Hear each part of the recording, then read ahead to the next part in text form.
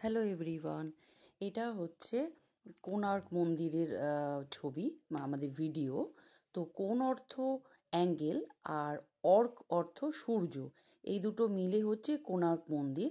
Nut মন্দির দিয়ে সূর্যের রশ্মি গিয়ে যেখানে মন্দিরের দেবতা গর্ভগৃহে গিয়ে পড়েছে, এইভাবে এটি বানানো। এটি একটি সূর্য মন্দির। পৃথিবীর বিভিন্ন জায়গায় সূর্য মন্দির রয়েছে, কিন্তু এই সূর্য মন্দিরটি সব দিক থেকে একটি অনন্য নিদর্শন এবং সর্বশ্রেষ্ঠ নিদর্শন বলে মনে করা হয়। 1255 খ্রিস্টাব্দে কঙ্গ রাজবংশের রাজা নৃসিংহদেব এই মন্দিরটি নির্মাণ করেন। প্রথম অংশটি হলো নাট মন্দির, তারপরে হলো মেন মন্দির সূর্য মন্দির। এই মন্দিরের পৌরাণিক গল্পটি হলো, কৃষ্ণের পুত্র সাম্য, উনি একজন অত্যন্ত রূপবান পুরুষ ছিলেন। একবার কৃষ্ণ যখন গোপিনীদের সঙ্গে লীলা করতে মত্ত ছিলেন, তখন নারদের ছলনায় সেই স্থলে এসে উপস্থিত হয়। সাম্যের রূপ দেখে সাম্য সেই স্থলে এসে উপস্থিত হয়। তো সাম্যের রূপ দেখে গোপিনীরা তো মুগ্ধ হয়ে যান এবং আকৃষ্ট হয়ে পড়েন। তাই দেখে তো কৃষ্ণ ক্ষুব্ধ হয়ে যান, অভিশাপ দেন, তোমার এই রূপ অচিরেই বিনষ্ট হয়ে যাবে। তারপরে সাম্যের রূপ যখন বিনষ্ট হয়ে যায় এবং কুষ্ঠ রোগে আক্রান্ত হয়ে যায়, তারপর তিনি সমুদ্রের তীরে বিশাল তপস্যা করেন।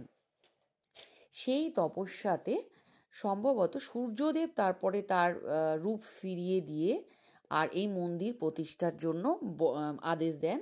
তো তখন তিনি এই মন্দির প্রতিষ্ঠা করেন। এটা পৌরাণিক মতে একটা গল্প আছে। এটি একটি সূর্য মন্দির, তাই সূর্যের রথের আদলে তৈরি হয়েছে। এই মন্দিরের সামনে রয়েছে 7টি ঘোড়া, তার মধ্যে বেশিরভাগই নষ্ট হয়ে গেছে। আর রথের চারিদিকে রয়েছে 24টি চাকা, এক এক দিকে 12টা করে।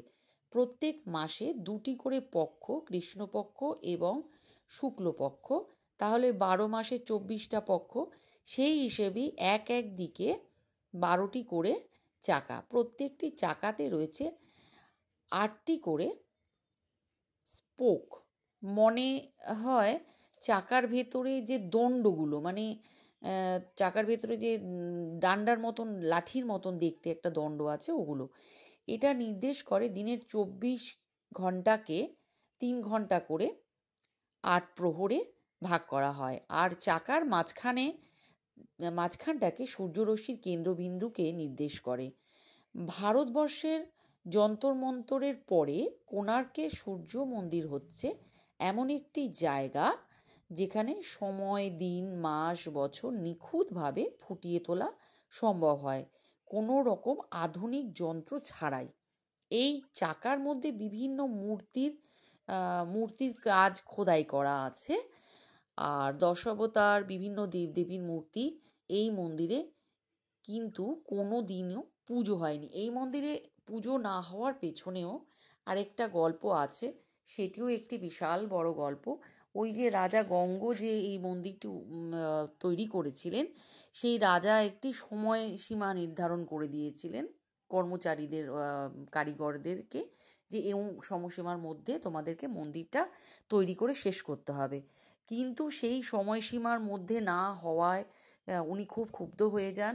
যে অবস্থায় আছেন সেই অবস্থাতেই উনি মন্দিরটাকে বলেন, এবার আমি এখানেই আমি উদ্বোধন করে দেব। কিন্তু ওই মন্দিরের মাথায় একটা ঘট বসানোর, সোনার কলস বসানোর কথা ছিল। তো কাকে ওই সোনার ঘট বসাতে হবে না, 12 বছরের একটি বাচ্চাকে। তো সেটাই তার গুরুদেবের আদেশ ছিল। তো উনি সেই 12 বছরের একটি বাচ্চাকে দিয়ে যখন সোনার কলস বসানোর জন্য উপরে তাকে যেভাবেই হোক মানে তোলা হয়, সে পড়ে মারা যায়।